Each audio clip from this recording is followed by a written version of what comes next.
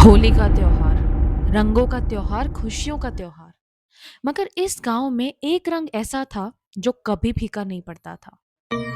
गांव वाले कहा करते थे कि इस गांव के किनारे पर जो पुरानी हवेली है पीपल के पेड़ के पास, भूल कर भी कभी उस हवेली के पास होली मनाने के लिए मत जाना। दरअसल पिछले 15 साल पहले उस पुरानी हवेली में एक होली पार्टी चल रही थी। चारों तरफ बस खुशियां ही खुशियां, हवाएं चल रही थी, हवा में गुलाल उड़ रहा था, गाने बज रहे थे, सब लोग बहुत मजे कर रहे थे, बहुत खुशी से होली मना रहे थे। मगर अचानक से एक लड़की छत से गिर गई और उसकी वही मौत हो गई।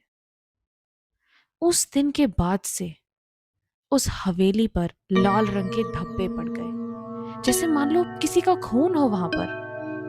और उस पीपल के पेड़ के पास से भी जो कोई भी गुजरता, उसे ऐसा महसूस होता जैसे कोई वहां पर है। और होली जब आ रही होती थी, होली के आसपास वो हवेली, वो पीपल का पेड़, आसपास हर जगह बस लाल रंग के धब्बे हो जाया करते थे। इसलिए सब लोग मानते थे कि जरूर कुछ ना कुछ तो है। इसीलिए सबने डिसाइड किया था कि कोई भी उस पुरानी हवेली के आसपास होली वाले दिन बिल्कुल नहीं जाएगा। मगर इस साल उस गांव में होली मनाने के लिए दिव्या आई थी, अपने पूरे परिवार के साथ। वो इस साल गांव में होली मनाना चाहते थे। जब वो यहाँ आई तो रास्ते में उसने उस पुरानी हवेली की तरफ भी देखा था। मगर जब गांव में आने के बाद उसने लोगों से उसके बारे में सुना कि वहां पर शायद कोई भूत प्रेत है, वहां पर नहीं जाना चाहिए, तो ये सुनकर दिव्या को बहुत हंसी आई। क्योंकि दिव्या भूत प्रेत वाली बातों में कभी भी यकीन नहीं रखती थी, वो इन चीजों पे काफी हंसा करती थी। वो कहती थी कि भूत प्रेत जैसा कुछ भी नहीं होता है, ऐसा कुछ भी नहीं है। मगर गांव वालों ने उसे बहुत समझाया कि भूल कर भी उस हवेली के पास मत जाना, खास तौर पर होली के दिनों में। उस वक्त दिव्या ने उनकी बातों को टाल दिया।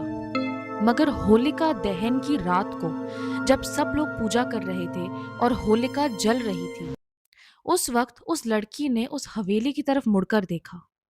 और उसने देखा कि उस हवेली की बालकनी में एक लड़की सफेद कलर के कपड़े पहनकर खुले बालों में खड़ी हुई है और वो उसको देख रही है। और दिव्या को ऐसा लग रहा था कि वो लड़की उसे बुला रही है, वो कुछ कहना चाहती है। ये देखकर उसे बड़ी हैरानी हुई। फिर उसने जब अपनी माँ की तरफ देखा और उन्हें कहा कि माँ वहां देखिए, फिर जैसे ही उन्होंने पीछे मुड़कर देखा, वहां पर कुछ भी नहीं था। वो लड़की अचानक से गायब हो गई थी। ये जानने के बाद दिव्या को बहुत अजीब लगा कि आखिर ये हुआ क्या। मगर उसने इस बात को अवॉइड कर दिया। फिर अगले दिन, यानी कि धुलेंडी वाले दिन, जब दिव्या अपनी पूरी फैमिली, गांव वालों, रिलेटिव सबके साथ मिलकर होली खेल रही थी, यानी रंगों से खेल रही थी, तो वो बहुत एंजॉय कर रही थी। मगर उसे ऐसा महसूस हो रहा था कि कोई उसके आसपास है, कोई है जो उससे कुछ कहना चाहता है। ये उसको फीलिंग काफी स्ट्रांगली फील हो रही थी। मगर उसने इन सबको इग्नोर किया। फिर जब वो होली खेलकर अपने घर वापस जाने लगी, तब अचानक से उसे ऐसा महसूस हुआ कि कोई उसके पीछे भागकर आया और जोर से उसकी बैक पर हाथ लगाकर भागा। उसने पीछे मुड़कर देखा तो उसके कुर्ते पर, वाइट कलर के कुर्ते पर पीछे लाल रंग लगा हुआ था। और वो कोई नॉर्मल लाल गुलाल नहीं था, बहुत ही गीला सा, चिपचिपा सा लाल रंग था। और उस पर एक छोटी सी बच्ची का हैंड प्रिंट भी छपा हुआ था, जैसे कि एक छोटी सी बच्ची ने लाल रंग उसके कमर पर अपने हाथ से लगाया है। और वो नॉर्मल गुलाल भी नहीं लग रहा था जिससे होली पर खेला जाता है। ये देखकर दिव्या को बड़ा अजीब लगा। उसने हर जगह चेक किया, आसपास सब लोगों से पूछा, मगर किसी ने भी दिव्या के आसपास किसी बच्ची को नहीं देखा। आसपास कोई दिव्या को दिखा भी नहीं। तो वो सोच रही थी कि आखिर ये है क्या, किसने मुझे इस तरह से रंग लगाया और ये तो रंग लग भी नहीं रहा है, आखिर ये है क्या। बाद में दिव्या ने रियलाइज करा कि जब किसी ने उसको वो रंग लगाया था, उसके बाद वो इंसान भागकर उस पुरानी हवेली की तरफ गया है। उसने किसी को देखा नहीं था, मगर उसे महसूस हुआ था।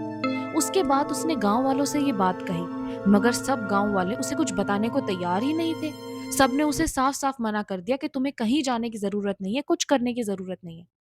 मगर दिव्या जानना चाहती थी कि आखिर ये है क्या। मेरे कुर्ते पर ये जो हैंड प्रिंट है, ये किसका है? और ये अजीब सा कलर, ना तो ये गुलाल है, तो आखिर ये है क्या?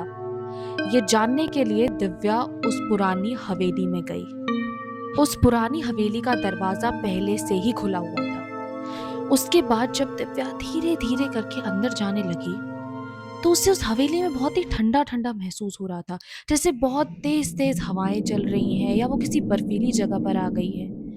और उसे देखकर बहुत हैरानी हुई कि वहां की सभी दीवारों पर लाल रंग के धब्बे लगे हुए थे।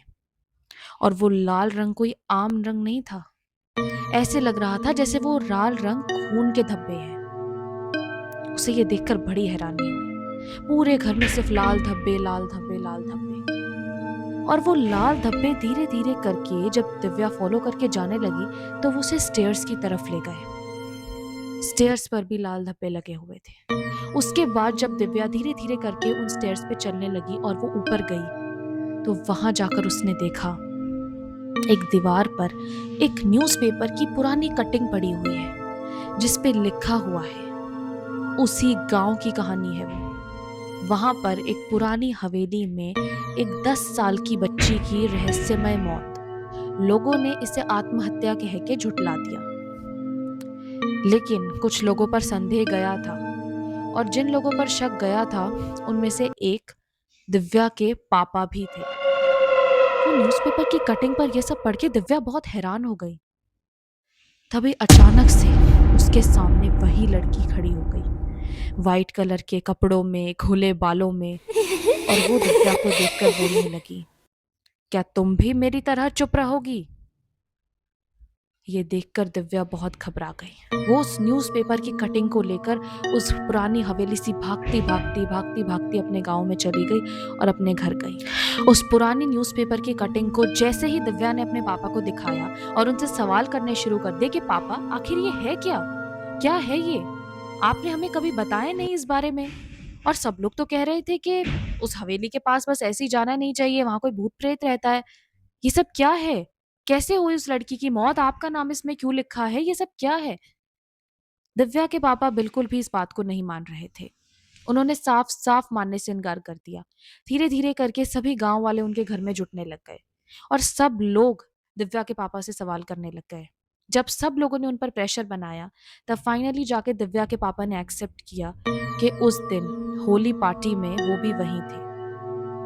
और कुछ लोगों ने मिलकर उस लड़की को, जिसका नाम रिया था, उसे धक्का देकर टेरेस से नीचे गिरा दिया था। वो खुद नहीं गिरी थी, उसे धक्का दिया गया था। उन्होंने कहा, मैंने उन्हें धक्का नहीं दिया था, ना ही मैंने उसे धक्का देने में उनकी मदद करी थी, मगर हाँ, मैंने उन्हें रोका भी नहीं था। और जब वो नीचे गिर गई थी तो उसके बाद जो उसका खून था उसे लाल गुलाल से मैंने ही मिक्स किया था। वो जो लाल धब्बे सबको दिखते हैं वो असलियत में उसका खून है जिसे मैंने लाल गुलाल से मिक्स किया है, ताकि सबको यही लगे कि होली का दिन था तो लाल गुलाल पड़ा हुआ है। वैसे भी होली के दिन कोई शक भी नहीं करता है। फिर सब लोगों ने उसकी बॉडी को जब देखा तो सबको ऐसा ही लगा कि उसने सुसाइड करी है। ये जानकर दिव्या को बहुत अफसोस हुआ कि उसके अपने पापा ने अपनी आंखों के सामने एक लड़की का मर्डर होते हुए देखा और उन्होंने उसे बचाना तो छोड़ो, सबूत मिटाने में उन गुनहगारों की मदद करी। ये जानकर दिव्या बहुत डिसअपॉइंट हुई और वो तुरंत उस पुरानी हवेली में गई। वहां जाकर वही सब धब्बे एज इट इज थे। उसने वहां जाकर रिया को आवाज लगाई, रिया, और ये कहकर उसने वहां पर एक दिया जलाया। और दिया जलाकर उसने रिया से कहा कि रिया, तुम फिक्र मत करो, मैं तुम्हारी तरह चुप नहीं रहूंगी, मैं तुम्हारी मदद करूंगी। जैसे ही दिव्या ने ये बोला, अचानक से वो लड़की रिया वहां फिर से प्रकट हो गई। और रिया ने दिव्या से कहा, मुझे बहुत खुशी है इस बात की कि तुम चुप नहीं रही बाकियों की तरह, और तुम मेरा साथ दोगी और मुझे इंसाफ दिलाओगी। उसके बाद धीरे धीरे करके वो सभी लाल धब्बे उस हवेली से मिटने लग गए। उस हवेली से लेकर पीपल के पेड़ तक, रास्ते में, दीवारों पर, जहां कहीं पर भी वो लाल धब्बे थे, पूरे घर से, हर जगह से वो धीरे धीरे करके मिटने लग गए। और वो जो ठंडी ठंडी हवाएं चल रही थी वो भी रुक गई। और अचानक से बहुत सारा लाल गुलाल हवा में उड़ने लगा और वो उड़ के आसमान की तरफ चला गया। उसके बाद अगले दिन दिव्या खुद पुलिस स्टेशन गई और उसने जाकर उस केस को रीओपन करने के लिए कहा। और दिव्या के पापा ने खुद कोर्ट में जाकर कन्फेस किया कि उन्होंने आखिर क्या किया था। और इसके बाद रिया के असली गुनहगारों को सजा मिली, जिन्होंने उसे धक्का दिया था, और दिव्या के पापा को भी सजा मिली। उसके बाद से गांव के सभी लोगों के मन से वो डर खत्म हो गया था और लोग बड़ी आराम से उस पुरानी हवेली के पास जाकर होली खेला करते थे। अक्सर सभी श्राप भूत प्रेत के नहीं होते, कई श्राप चुप रहने की वजह से भी होते हैं। इसलिए हमें अपने आसपास कभी भी क्राइम होते हुए चुपचाप देखना नहीं चाहिए। और गाइज, अगर आपको मेरी ये होली स्पेशल हॉरर वीडियो अच्छी लगी हो, then don't forget to like, share and subscribe to my YouTube channel. अब मैं मिलती हूँ आपसे बहुत जल्दी एक नई कहानी के साथ। Till then take care and bye bye.